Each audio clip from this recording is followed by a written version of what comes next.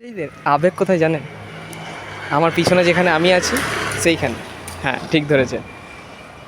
বাঙালিদের সবথেকে বড় উৎসব দুর্গোৎসবে, এবং আমি রয়েছি এখন আসানসোলের কুমারটুলিতে। তাহলে ভাইবটা নেওয়া যাক একটু পুজোর। চলুন ঘুরে দেখা যাক।